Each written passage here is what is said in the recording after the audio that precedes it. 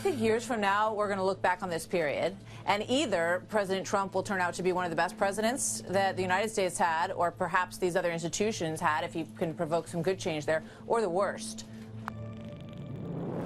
Meet Satan, as NATO's come to call this, the R-36M, 209 tons of nuclear Armageddon. It is a paradox. If these things are ever launched in anger, it'll likely mean the end of human civilization.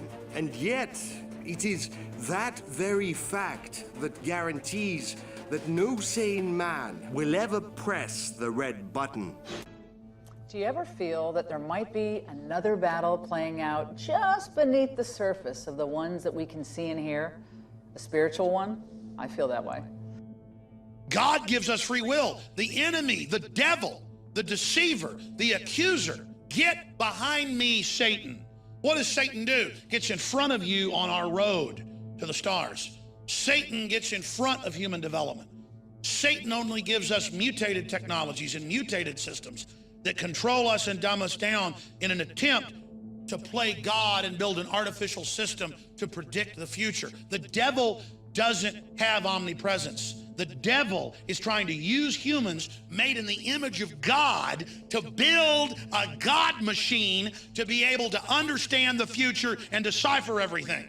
The devil only knows how to con people and manipulate people because he is a magician. He is a deceiver. He is a fraud. He is a lie. He is not 1/1 what the Creator is. To hell with the devil. Straight to the pit with Satan. Down with Satan in the name of Jesus Christ. Get behind me, Satan. Down with the devil. Down with the fraud. Get out of the road. Get behind me.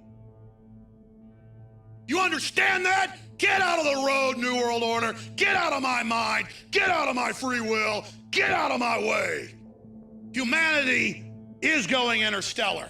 Let's say, here's the point. We had a choice between the two, Gotcha. both of them. We had a choice between the two. And what I would ask is, in what universe would anybody say Hillary Clinton was more moral than Donald Trump? She's said to be possessed by the devil. But he made a deal with the devil. She's the devil. He made a deal with the devil. There's some controversy today from Pope Francis that has people sort of turning their heads a little bit on this one. The leader of the Catholic Church suggesting that the Lord's Prayer, the best known prayer in Christianity, which is prayed by not thousands, as I said earlier, but 2.2 billion people around the world, may undergo a little bit of an edit. He says the phrase, "lead us not into temptation," suggests that God induces temptation in his followers, and "do not let us fall into temptation" would be more acceptable and closer to the original meaning of the prayer. So we are now in a situation where Russia is akin to the devil now. Story, the Russians test launching a so-called Satan III nuclear missile. Satan II, I'm sorry. Satan II. They claim it can hit any target in the world, just as the Russian ambassador says relations with the United States are the worst he can ever remember. Ambassador Bolton. Mr. Secretary, It's so good to meet see you. you. Thank you for inviting me over. Thanks for coming, and it's good to finally meet you. Absolutely. I've heard that you're absolutely devil incarnate. I wanted to meet you.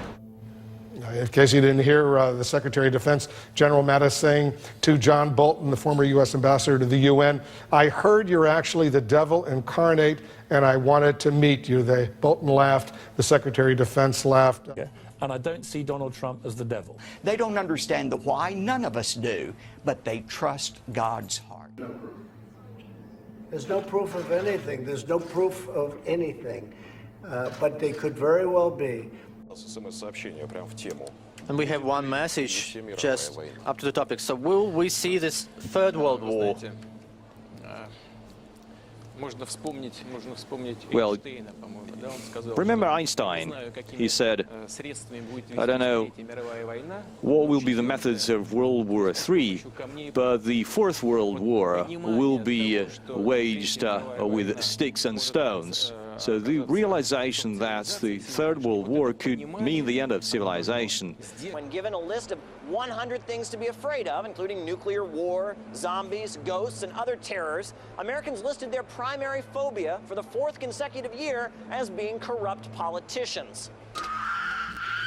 There's no limit to what the Russian Federation under Putin will do to undermine American democracy. Well, you know what? We have to work on immigration. I have a big dairy district, a lot of agriculture, a lot of undocumented workers. Efforts to influence the 2018 midterm elections. Fake news and divisive stories and posts. Caravan of impoverished migrants. White nationalists prepared to take to the streets. Trump administration plan could erase the definition of transgender. Do you have to be paid $675,000?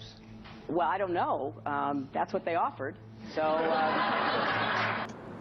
The things that relate to your life or the future of your kids and things like that, not trumped up things like, you know, terrorism is going to get you or your bridges are going to fall down or something. It's real life things that people are worried about. Part of it is the economic ones, including the corruption of politicians. I was interested in the corrupt politician thing being at the top because for a long time people haven't recognized how corrupt their politicians are. But I think it's sinking in gradually that the whole system really stinks. American politicians have learned that playing on people's fears is a big seller. But it seems that what scares the Americans the most is the very scaremongers trying to manipulate their fears.